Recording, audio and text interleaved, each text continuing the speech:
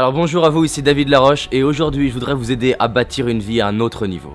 Vous allez découvrir 5 clés dans cette vidéo pour bâtir votre vie et faire en sorte de créer de la magie avec. Pour moi il y a 5 clés. La première chose c'est d'imaginer votre vie.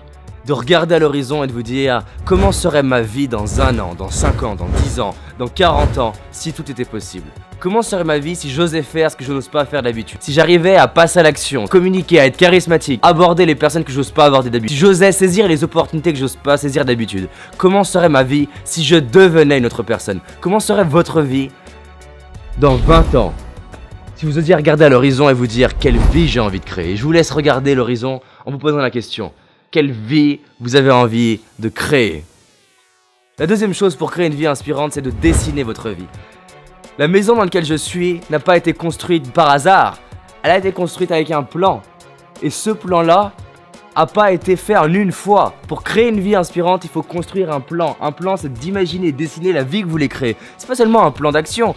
Là, on dessine quoi? On dessine le résultat. Et le résultat, on va y revenir tous les jours pour affiner un détail, puis un détail, puis un détail. La troisième chose, c'est d'observer. C'est de regarder la maison qui est en dessous, de regarder la maison qui est là-bas et de comparer en se disant: est-ce que ça me plaît? Qu'est-ce qui me plaît? Qu'est-ce qui me plaît pas? De regarder les gens, d'observer les gens, de questionner les gens sur ce qui les passionne pour arriver à créer un effet miroir en vous. Tous les gens que j'ai interviewés qui ont créé la vie la plus inspirante ont vu quelqu'un qui les inspirait, peut-être par livre, peut-être à la télé, qui a déclenché quelque chose chez eux. Ensuite, la quatrième chose, c'est d'améliorer. Vous devez être un chercheur d'amélioration. Améliorer constamment le plan, améliorer constamment votre objectif, améliorer de maison en maison.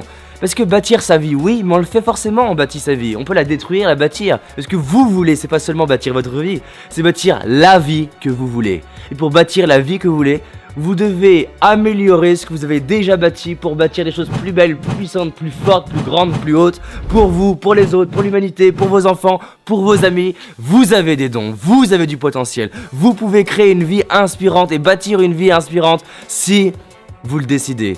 Et ça m'amène à la 5e chose. Un grand marathon se fait avec un premier pas. Si vous voulez construire un édifice énorme, vous devez poser la première pierre. Cette maison dans laquelle je suis est le fruit de plein de petits pas, de petits efforts. Si j'en reste au plan, c'est bien, mais si je mets jamais un rocher, si je mets jamais un caillou pour dire ça commence maintenant. Donc, votre vie rêvée, c'est possible. Et ça commence maintenant. Prenez une décision.